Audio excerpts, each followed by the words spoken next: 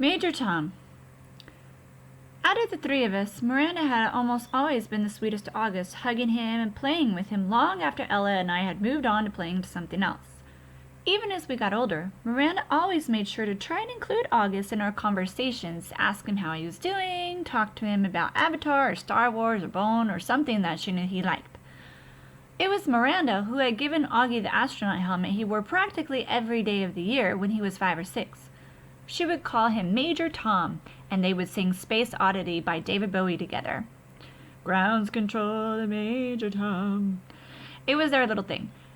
They knew all the words and would blast it on the iPod and sing the song out loud. Since Miranda's always been really good about calling us as soon as she got home from summer camp, I was a little surprised when I didn't hear from her. I even texted her and she didn't reply. I figured maybe she ended up staying in camp longer now that she was a counselor. Maybe she met a cute guy. Then I realized from her Facebook wall that she'd actually been home for a full 2 weeks. So I sent her an IM and we chatted online a bit, but she didn't give me a reason for not calling, which I thought was bizarre. Miranda had always been a little flaky, so I figured that's all it was. We made plans to meet downtown, and then I had to cancel because we were driving to visit Tata and Papa for the weekend. So I ended up not seeing Miranda or Ella until the first day of school, and I'll have to admit, I was shocked.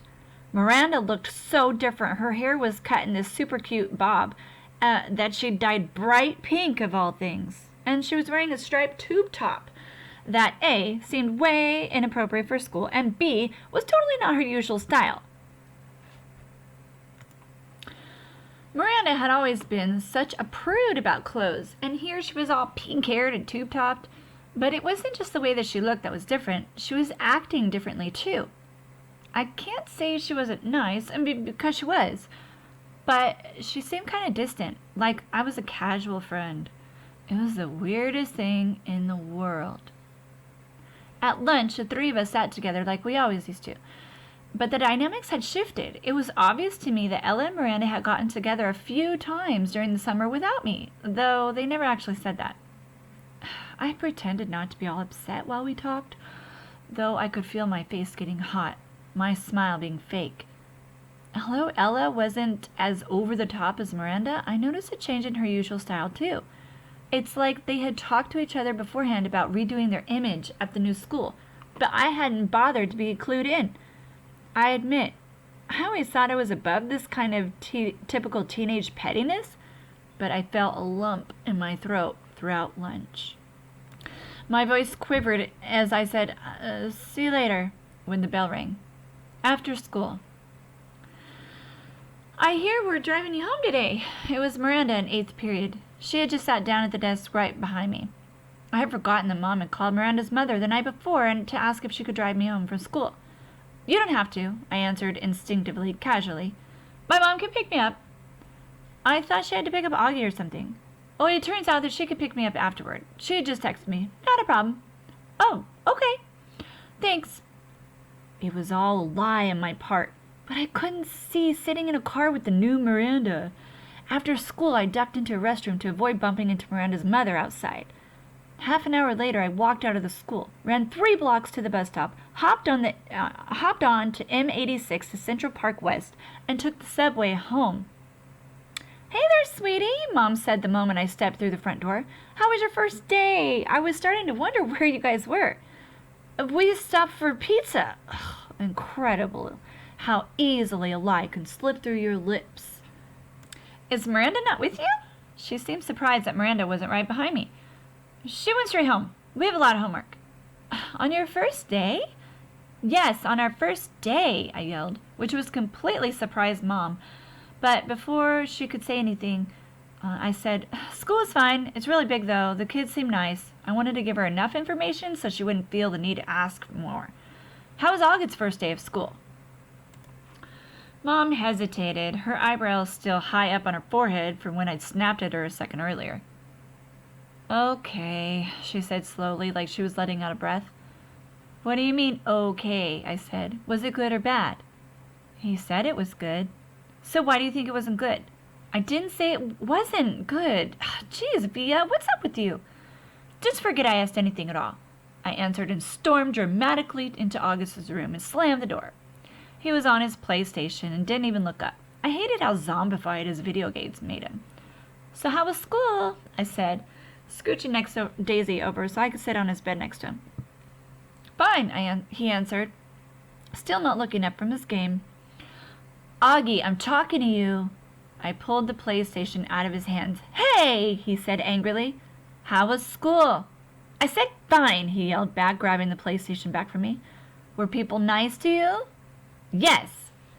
"No one was mean?" He put the PlayStation down and looked at me as if I had just asked the dumbest question in the world. "Why would people be mean?" he said. It was the first time in his life I had heard him be sarcastic like that.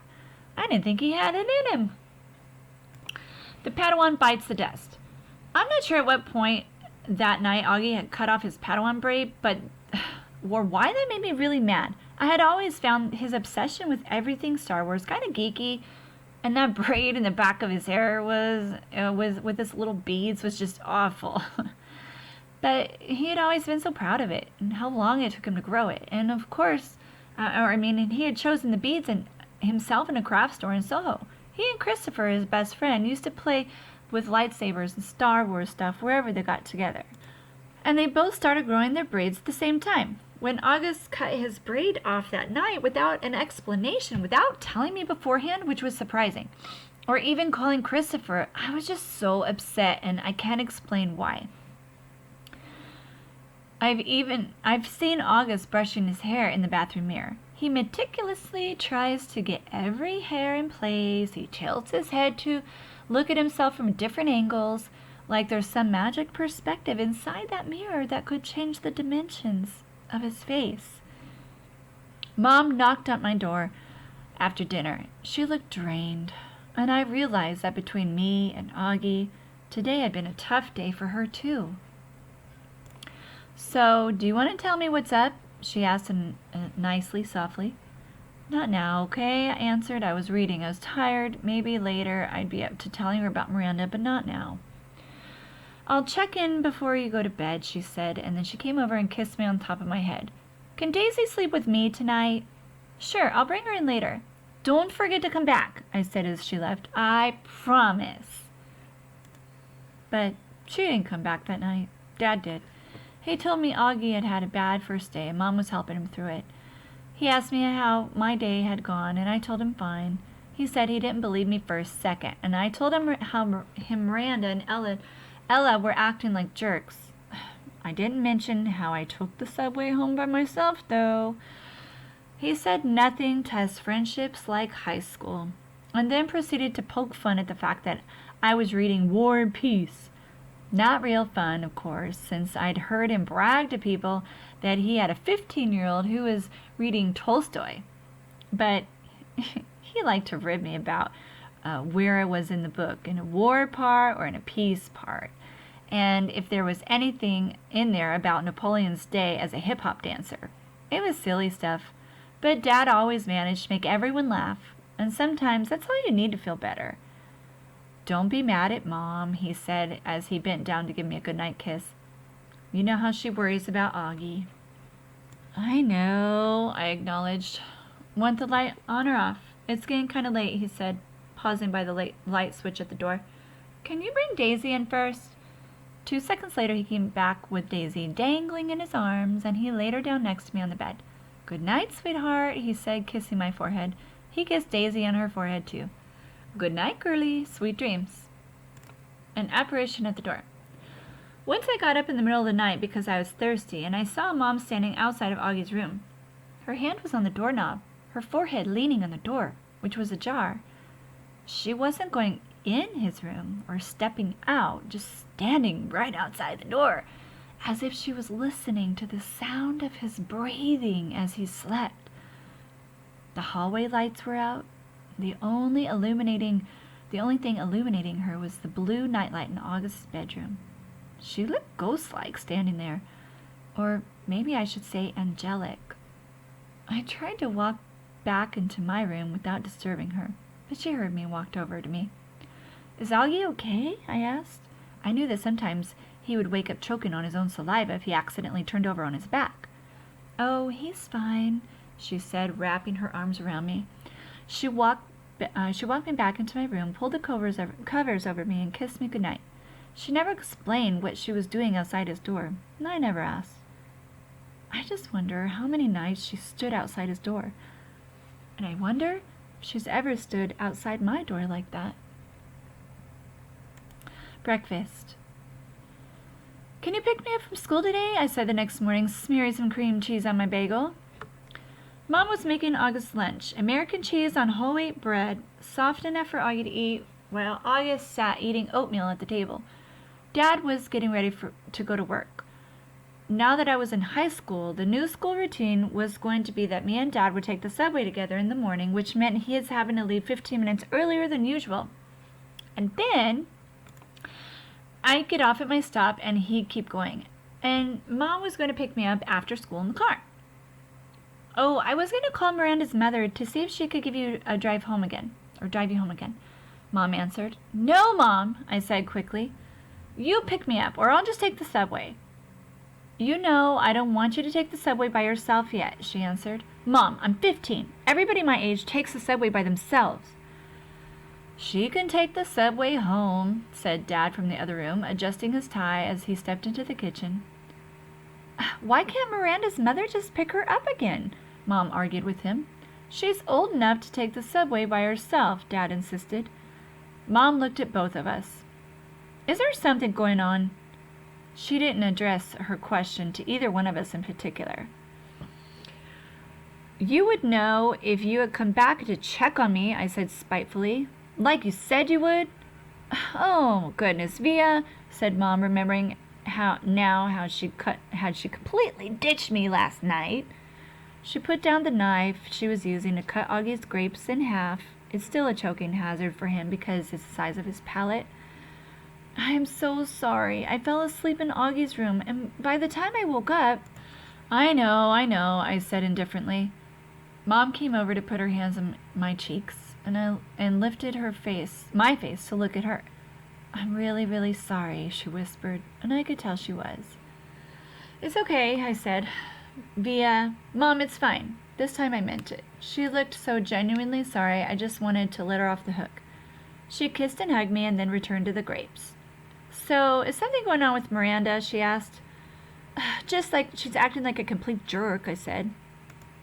"Hey, Miranda's not a jerk," Augie quickly chimed in. "Well, she can be," I yelled. "Believe me." "Okay, then. I'll pick you up. No problem," Mom said decisively, sweeping the half grapes into a snack bag with the side of her knife. "That was the plan all along anyway. I'll pick up Augie from school in the car, and then we'll pick you up. We'll probably get there about 3:45. "No," I said firmly before she'd even finished. "Isabel, she can take the subway," said Dad impatiently. "She's a big girl now. She's reading War and Peace, for crying out loud." "What does War and Peace have to do with anything?" answered Mom, clearly annoyed. "It means you don't have to pick her up in the car like she's a little girl," he said sternly. "Via, are you ready? Get your bag and let's go." "I'm ready," I said, pulling on my backpack. "Bye, Mom. Bye, Augie." I kissed them both quickly and headed toward the door. "Do you even have a Metro card?" Mom said after me. "Of course she has a Metro card," answered Dad, fully exasperated. "Yeesh, Mama, stop worrying so much. Bye," he said, kissing her on the cheek. "Bye, big boy," he said to August, kissing him on top of his head. "I'm proud of you. Have a good day." "Bye, Daddy. You too." Dad and I jogged down the stoop stairs and headed down the block. "Call me after school when you get on the subway," Mom yelled at me from the window. I didn't even turn around, but waved my hand so she'd know I heard her. Dad did turn around, walking backward for a few steps. "War and Peace, Isabel," he called out, smiling as he pointed at me. "War and Peace."